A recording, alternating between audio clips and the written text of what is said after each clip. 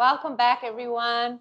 Joining us on our part 2, where we're discussing what is faith and why is it necessary.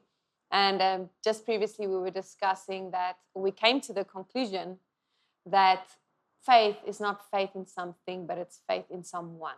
And it's faith in the person of Jesus, and that he is who he says he is today, yesterday, today, and tomorrow. He is ever the same.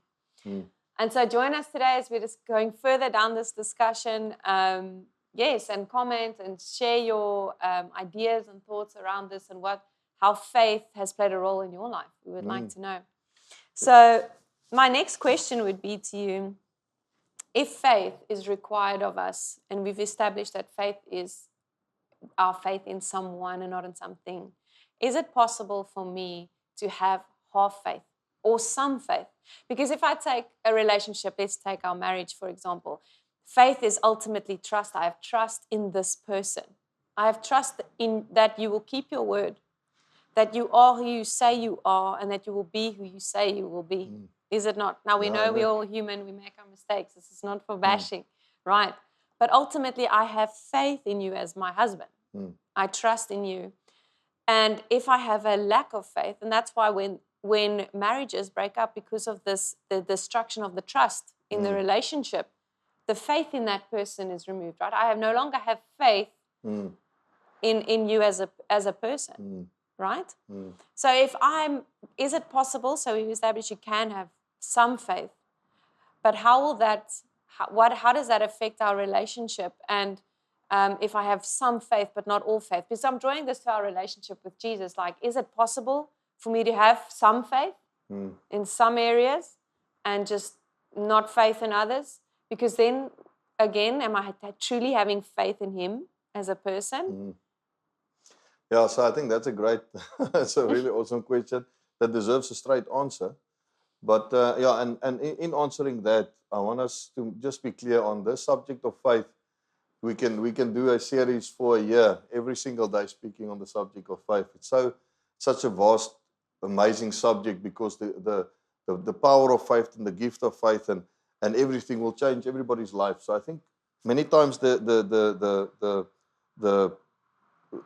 focus on faith, or we're not focusing on faith enough, or we're not speaking about it enough. We're not emphasizing. That's the word I'm after. We're not emphasizing the intense importance of faith in our faith in God, because this question that you're asking is so important, because the answer is an absolute 100% no. You cannot have a little bit of faith in God. You cannot have some faith in God.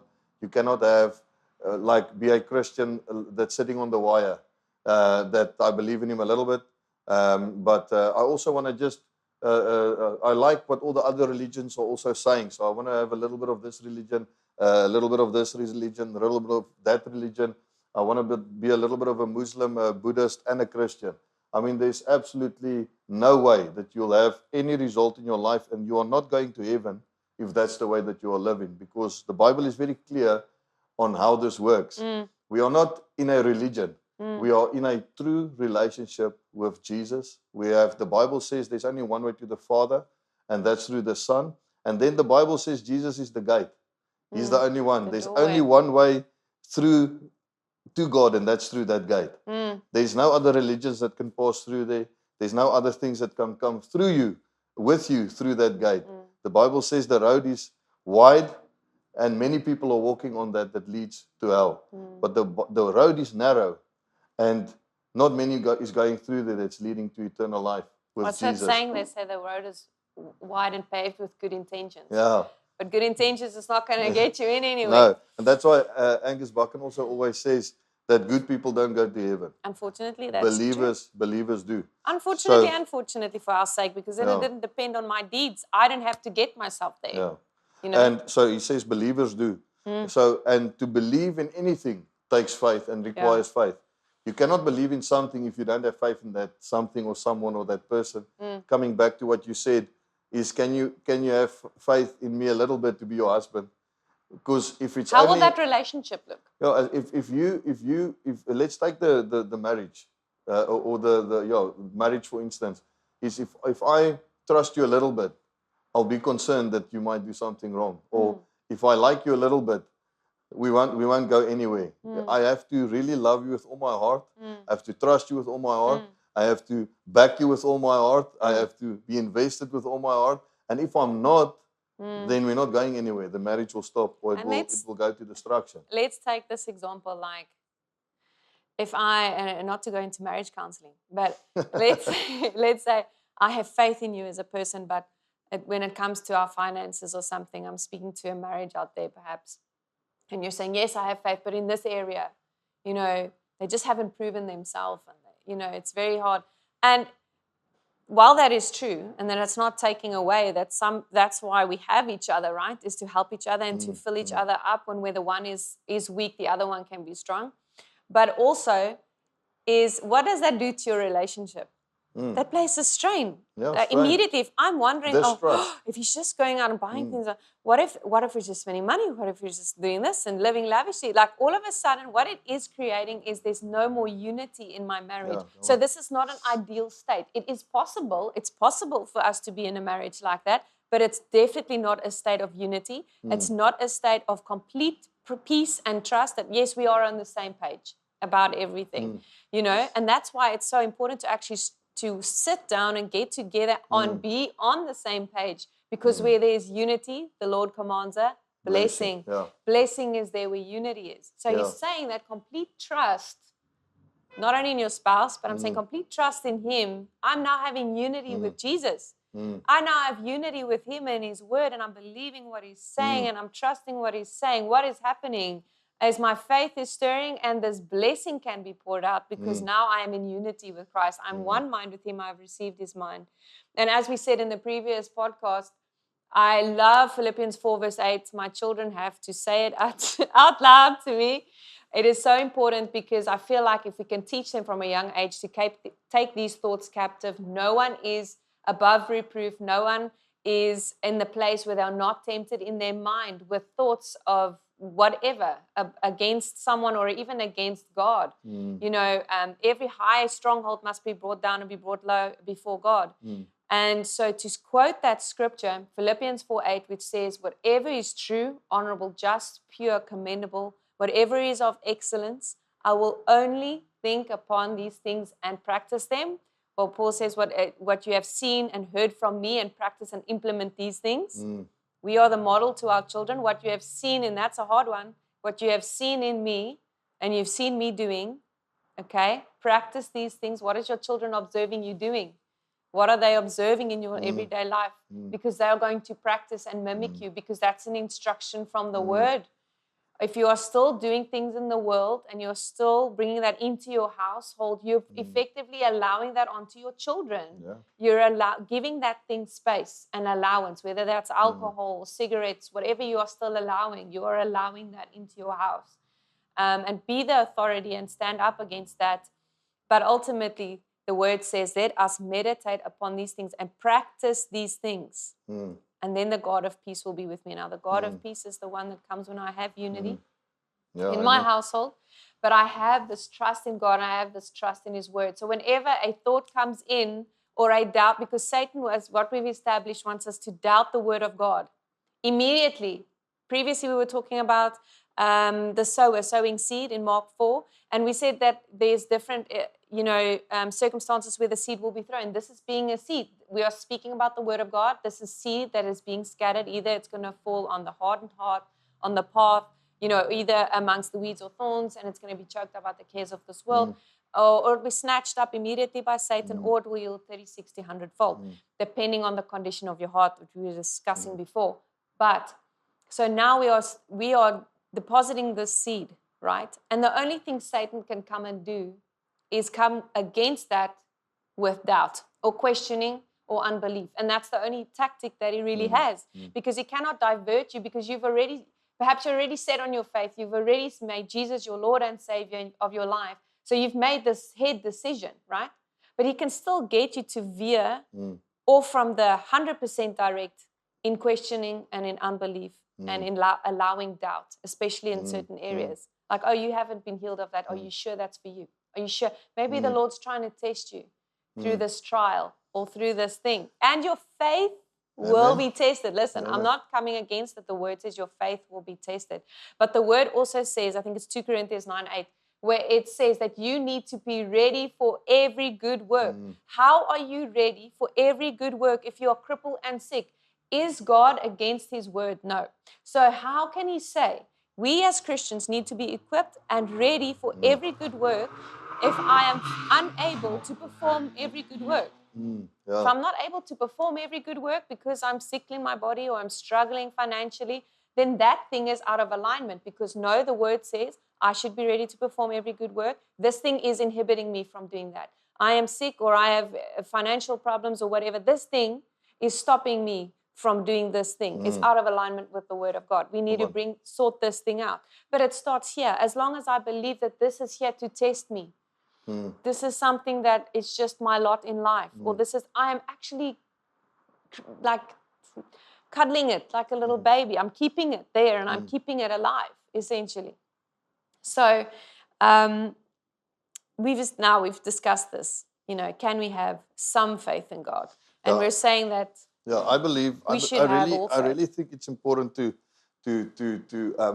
really, for everybody that's listening to this and that's hearing what we are saying and taking the time to really meditate on these things, because we're living in a day and age where people are living like that. They're like, yeah, we are Christians. Yes, we believe in God, but how they live and how they act and exactly like you're saying really contradicts that. And for us to truly see the Word of God in full display and for us to really see biblical results in our life, it requires 100% faith in God. It requires us to believe with all our heart, all our mind, everything. We need to be all in. And that's why people are so frustrated out there, because they halfway believing in God. And because no, but I did trust God to do that, but he didn't. And I wanted to get healed, but I didn't. Or my father was sick, God didn't heal him, so God doesn't So heal isn't anymore, the and root he there maybe died. disappointment? Yeah, disappointment, whatever it is. But there's many things that could cause people to for their faith to be hurt, or for their faith to be lacking.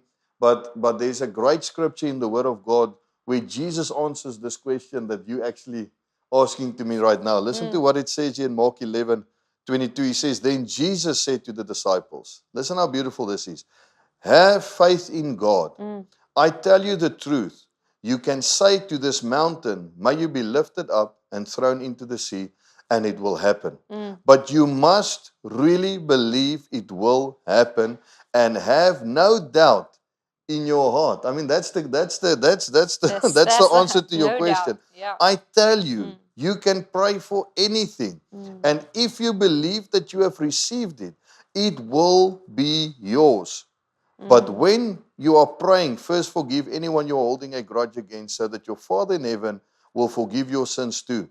So Jesus is answering this question so straightforward that you have faith in God. So have faith in God. That whatever you ask him will be given unto you. But when asking, do not doubt, but believe that you have received it. Hebrews 11:1. Now faith is the assurance of things hoped for, the evidence of things not yet seen. So you cannot have half faith. You cannot have a little faith. You can have a measure of faith. Let me make this clear as well. Everybody begins at a place. Yes, There's a it process. grows. There's a life with God. But even if you have a small measure of faith, the full small measure must be in God. Yes. Even if you're taking on, Your you just cup, trust if in you're God. measuring cups this big, it must be full. You just trust in God for your salary every month, that you want to pay your bills. That's your measure. That full measure must be reliant on God, because But my trust is in God, my provider, that will provide my every like need. you said, we're trusting. So, and that's the great thing about where we are going in the world, and what I really want to bring under people's attention. So, what happens tomorrow if you lose your job and you don't have your salary, for instance? Or is God not? Which happens, sudden things, yeah. Is God not able to look after you? Is God not able to supply all your needs in His riches and glory? He's El Shaddai, the God of more than enough, Jehovah Jireh, God my provider. So the muscle that you spoke about, this muscle of faith, we have to put ourselves in a place where we exercise this muscle, because if you do lose an income line or income stream or your job, which is like, man, that's for majority of people out there, they've got a job and they've got a salary. And now they lose that salary. Now all of a sudden they think, listen, it's done. We're not going to make it. But if you have faith in God and not in your salary, like you've been saying, if you have faith in the person of the Holy Spirit, if you have faith in the Word of God, that it doesn't matter if you lose your job. It doesn't matter if you lose your business. It doesn't matter if you lose your ministry, because God has got a covenant with you as a person, and not with your and business, not with your but job with you. or your business or your ministry or whatever.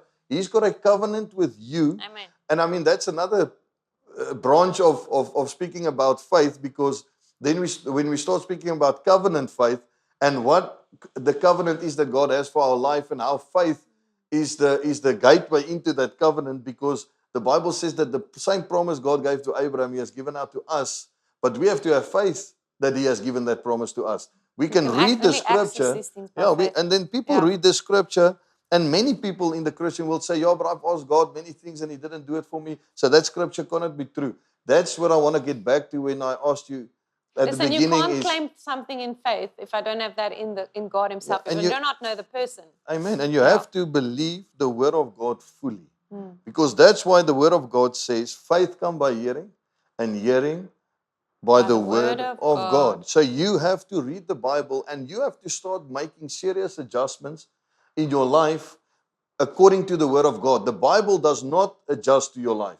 No. You adjust your life to the Word of God. So if I am saying, but I tried this, and this, and this, and it didn't work, so now it doesn't, you better start adjusting back and adjusting back. So if you're adjusting it's our this compass. way, It's our north. the plumb line, the Bible's the Word of God says the Word of God is the plumb line of our life. So that's the line that we draw. So if anything in your life is happening outside of what the Word of God teaches, you need to adjust. I like that. The Bible is the Bible. The Word of God is the Word of God.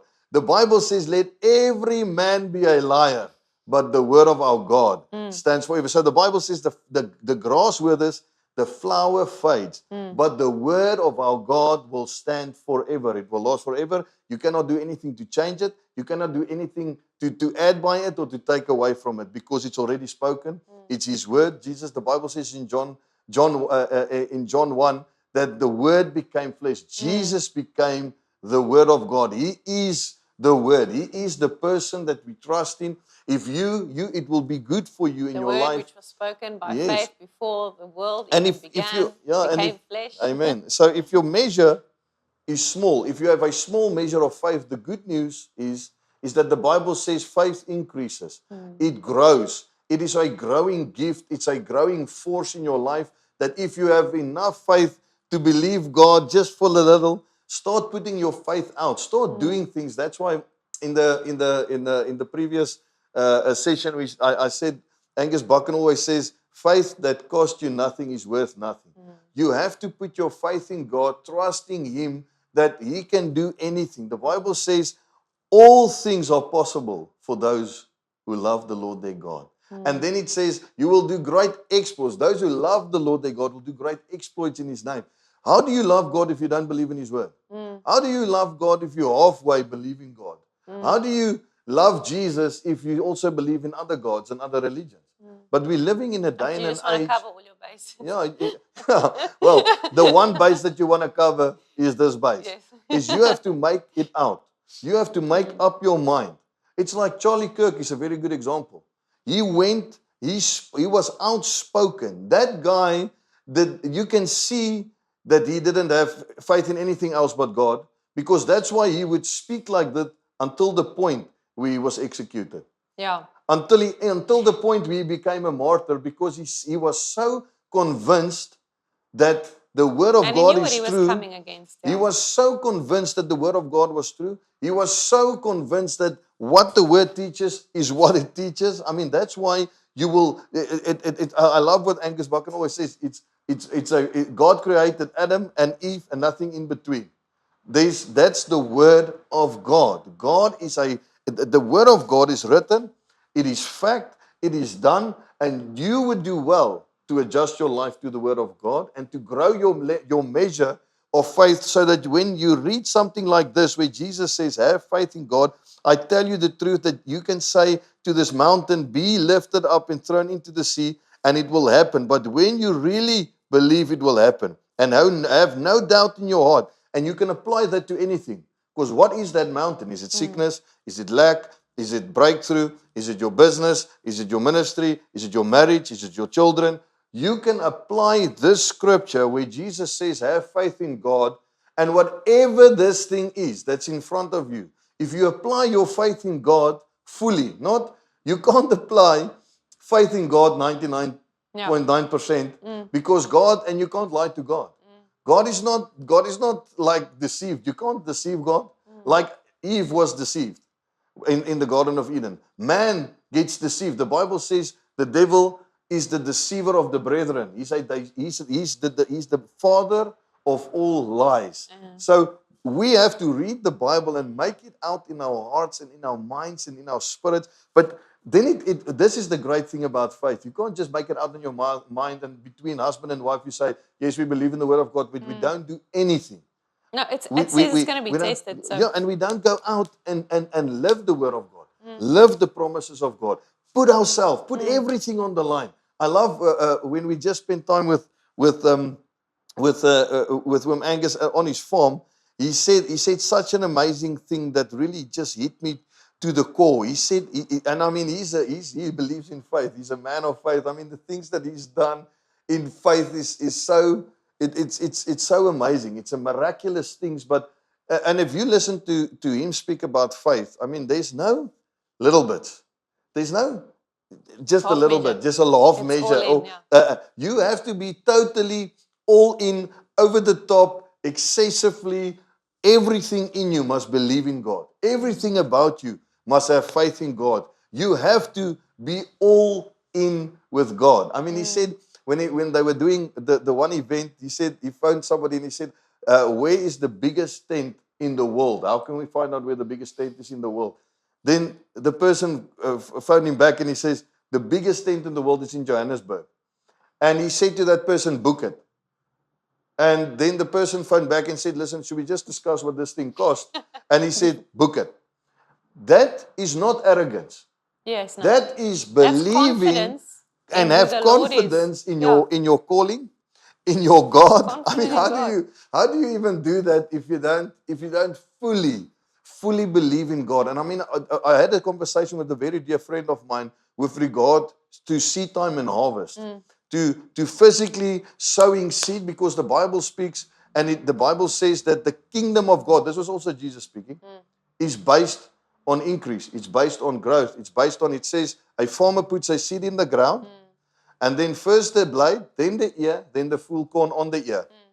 So the word and the word of God and His promises and our faith is based on a process. It's built on a process, and it has to become stronger. It has to be growing. It has to go forward. And I said to him, the amazing thing. That's why Jesus said it's more blessed to give than to receive, because the farmer plants the seed. You are the giver. You are the seed planter. You cannot partake in seed time and harvest if you didn't plant seed. Yes, that's it. That's if the Bible says I can't seed harvest something time, I didn't plant. you can't. It's impossible. It's like and I mean, this stuff really gets me going when I start speaking about this, because the power is not in the receiving. Jesus said it's more blessed to give than to receive. The power is not in the receiving. The power is in the giving. It's in the seed. Because when I plant that seed, all of a sudden I activate the physical law that God has put in place about seed time and harvest. Preach. Without me planting, I'm outside of the law. So now, and God is so gracious. He's so good. He'll look after you. The Bible says He looks after the birds of the air. Are you not of more value? You are so more. But what we miss is the spiritual, powerful laws that God has put in place. And the law of faith is put in place. The law of seed time and harvest and how this kingdom works has been put in. It's like gravity, the law of gravity. You can say today, I don't believe in gravity. It doesn't mean anything. You're not levitating. You're believing in gravity. It is there. Yeah. I mean, you look around, cars are riding or driving on the road. People are walking on the. Then people would say, we don't believe in gravity, but then why aren't you floating into outer space? Because gravity is a law that has been put in place by God, and it works the way it works. If you believe it, if you don't believe it, it doesn't It's really fake. matter. It's like people say, it doesn't matter if you believe in God or not. No, it It's very like much the does. law of gravity. If you don't believe in gravity, you're still walking. It's exactly like that You will with be God. judged by the law. You have to, And it not doesn't by matter if you grace. believe God is real or not. It matters, but it doesn't matter because he's still God. Yes, You it can't doesn't make do him less anything. God. It doesn't do anything on the fact that it's real. It doesn't do Yeah. anything about the fact Yes. that this is real, whether you believe in it or not. And that is a And sad part. that's the power of what we are talking about now. Can you have a half or half? Can you believe in God a little bit? Or like some, a Or half, just have half faith of it. in Him Yeah. in a small measure. Amen. And that's why we're seeing what we're seeing in the world when it comes to the lack of biblical results and biblical lifestyles, and not seeing what the Word of God teaches, because we half kind of. And I always say, you don't have to tell God you don't believe in Him. You just have to doubt in your heart. Yeah, He knows. He You sees didn't the even heart. have, you didn't even have to speak it out of your mouth, saying to one another, listen, I'm struggling to believing in this thing. That's why. Without saying it, doubt in you speaks to God. Your posture, your heart's condition speaks to God about reaction. does this person have faith in me, or does he doubt me? And just that thought of, what if it doesn't happen? That's And I mean, doubt. I That's feel like unbelief. it's important to note, as a human, your response will initially be, but the moment I take that captive and go, wait, Yeah, I that know is not the word of to God. Timothy, for I Come know on. who I've believed, and He's able to keep all that is entrusted to Him until the day of His return. Come on. That is the scripture that I hold fast to. He is the one, it is in His hands. And actually, that just takes a massive weight off my shoulders, because it's Amen. not up to me.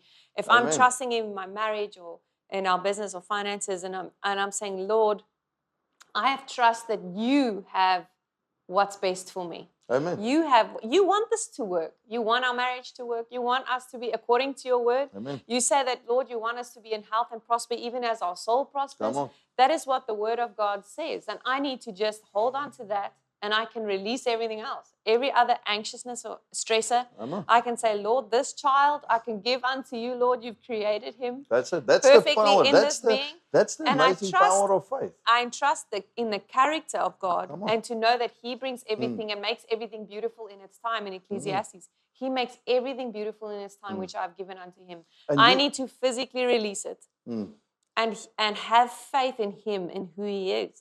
And so I love this, and where it says in 1 John 5 verse 4, for whatever is born of God overcomes the world, and this is the victory that has overcome the world. Even Our faith. for our faith Our faith overcomes has every overcome situation. the world.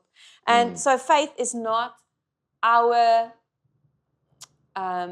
it's not our confidence in the outcome, So but it's our confidence in God. confidence in God and His character. And remember, God is able to do far above what you could ever even think or imagine, and that's Yes. His heart. And that, what the Bible says, with every temptation, He will give us a way out. The way out in every situation, even if you feel like that. What if? Yeah. You say, Lord, in the name of Jesus, I renounce that unbelief. I renounce that doubt